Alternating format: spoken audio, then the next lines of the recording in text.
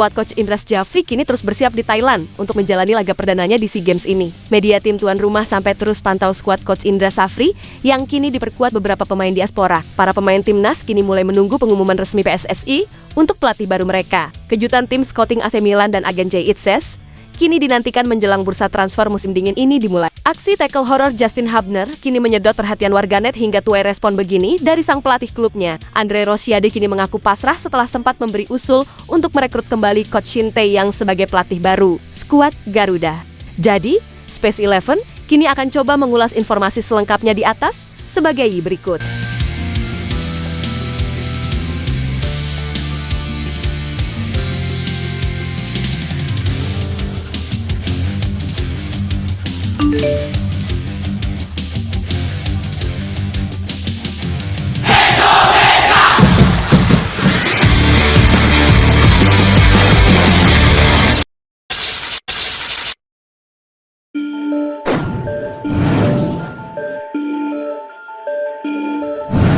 Pelatih Fortuna Sittard yaitu Danny Buijs kini benar-benar tidak mampu menahan amarahnya setelah Justin Hubner diganjar kartu merah di saat timnya kalah 1-3 dari Ajax Amsterdam. Sang pelatih bahkan menyebut tindakan bek timnas Indonesia itu sebagai keputusan yang sangat bodoh. Ya, pertandingan pekan ke-15 di Liga Belanda yang digelar di Stadion Overmars pada Minggu dini hari tadi sebenarnya dimulai dengan baik bagi tim tuan rumah, di mana Fortuna Sittard unggul cepat di menit keempat. Namun keunggulan itu tidak bertahan lama, di mana tim lawan mampu membalikkan keadaan lewat 2 gol bunuh diri yang masing-masing di menit ke-45+6 dan di menit ke-47 sebelum Owen menambah gol ketiga di menit ke-52. Masalah semakin berat ketika Justin Hubner yang baru masuk di awal babak kedua harus meninggalkan lapangan 8 menit setelah dimainkan, di mana sang wasit langsung memberinya kartu merah akibat tackle keras dari belakang kepala pemain lawan. Sang pelatih pun tidak menutupi kekecewaannya. Ia menilai bahwa tindakan Justin Hubner sama sekali tidak perlu dan sangat merugikan tim. Dia hanya menabraknya dari belakang.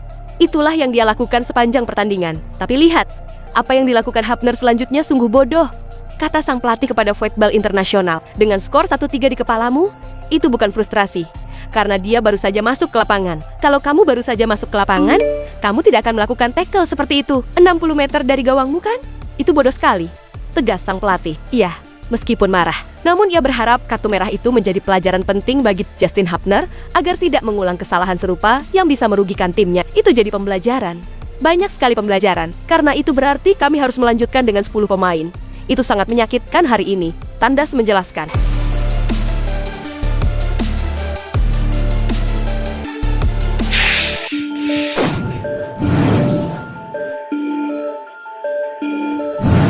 Timnas Indonesia U23 kini terus fokus bersiap di Thailand menjelang laga perdana melawan Timnas Filipina U23. Dengan skuad yang dimiliki, kini Coach Indra Syafri tengah dijagokan untuk menjadi juara di ajang 2 tahunan ini. Media Thailand pun memprediksi soal peluang Timnas Indonesia U23 untuk mempertahankan medali emas di SEA Games ini. Ya, di ajang ini cabang olahraga sepak bola putra sudah dimulai. Namun Timnas Indonesia U23 masih belum bermain, di mana skuad Garuda Muda baru akan melakoni laga pertamanya menghadapi Filipina pada Senin ini. Coach Indra Syafri pun berkesempatan besar untuk mempertahankan gelarnya, apalagi skuadnya bahkan diperkuat oleh sejumlah pemain diaspora. Media Thailand yaitu PRD menyadari bahwa Indonesia akan berupaya untuk mempertahankan emasnya. Hal itu terlebih karena adanya sejumlah pemain diaspora di skuad Garuda Muda. Sang juara bertahan berusaha untuk mempertahankan gelar mereka dengan kehadiran 4 pemain diaspora di skuadnya. SEA Games sebelumnya adalah medali emas pertama dalam sistem 2-3. Demikian ulasan dari media Thailand itu. Ya, memang pada awalnya Indra Syafri memanggil 4 pemain diaspora, di mana mereka adalah Iver Jenner,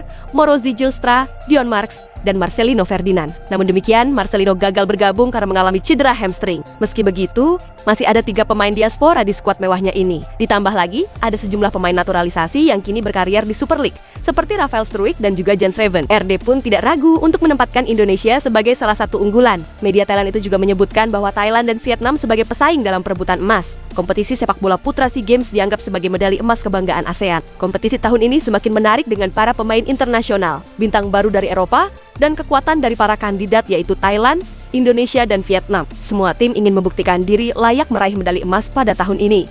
Jelas media itu.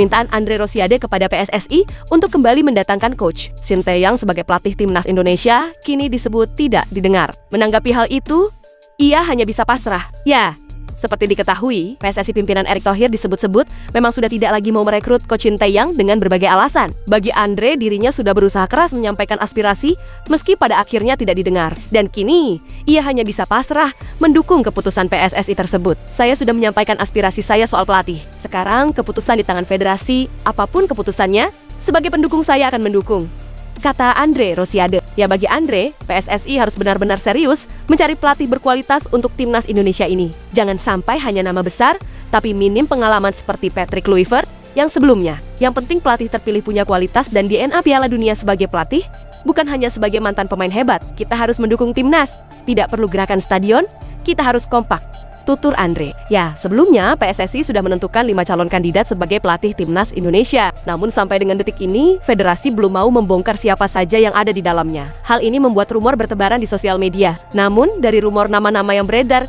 sepertinya sudah mulai tidak ada nama coach Shin Tae-yong.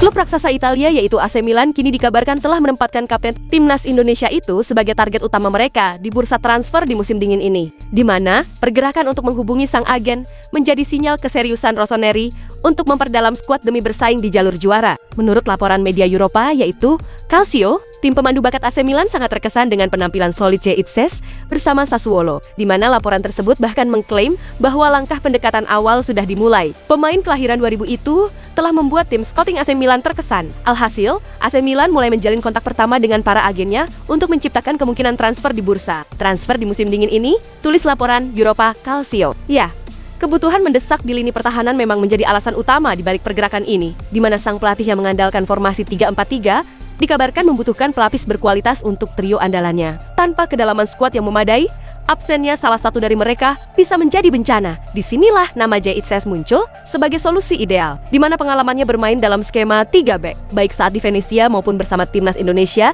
membuatnya menjadi profil yang sangat cocok. Pemain berusia 25 tahun itu benar-benar dikenal fasih bermain di ketiga posisi bek tengah dalam formasi tersebut. Sebuah fleksibilitas yang sangat dicari Allegri. Lebih dari sekadar kebutuhan teknis, ada faktor ekonomi yang membuat AC Milan ingin bergerak cepat, di mana mereka disebut ingin mengamankan jasa Itses pada Januari mendatang dengan mahar sekitar 10 juta euro. Langkah ini diambil untuk menghindari potensi lonjakan harga yang drastis. Menurut laporan akun AC Milan Insight, jika AC Milan menunggu hingga bursa transfer musim panas tahun depan, harga Itses diprediksi bisa meroket hingga 20 juta euro. Dengan statusnya sebagai salah satu bek muda potensial di Serie A, maka prediksi ini sangat masuk akal. Kini dengan kontak pertama yang dikabarkan telah terjalin, publik sepak bola tanah air pun menanti dengan antusias apakah mimpi untuk melihat seorang kapten timnas Indonesia berseragam merah hitam kebesaran AC Milan akan benar-benar terwujud.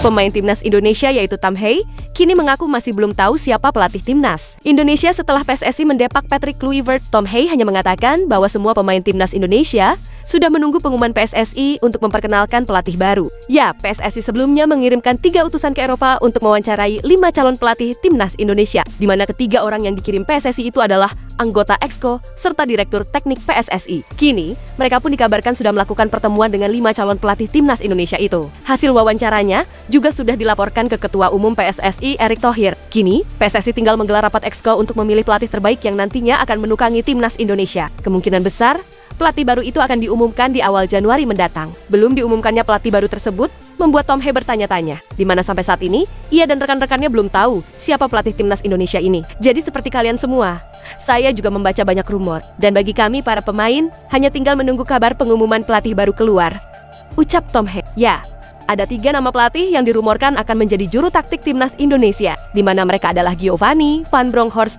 Jesus Casas, dan juga John Hartman. PSSI masih belum bisa mengonfirmasi kebenaran itu, sehingga Tom Hei pun menunggu pelatih terbaik yang nantinya dipilih oleh PSSI. Dan sampai saat ini, saya tidak bisa berbuat banyak terkait rumor. Kita harus mendengar pengumuman resminya dulu, baru kita lanjutkan, kata Tom Hei. Ya, pemain Persib Bandung itu tidak bisa menyebutkan nama calon pelatih timnas Indonesia ini, dan yang diketahuinya hanya sebatas rumor. Saya tidak bisa menyebutkan nama-nama spesifik, Karena saya mendengar rumor yang sama seperti kalian. Tutup Tamhei. Itulah ulasan terkini hangat dan menarik yang dapat kami sajikan hari ini. Jangan lupa, dukung terus tim Merah Putih di channel ini dan salam olahraga.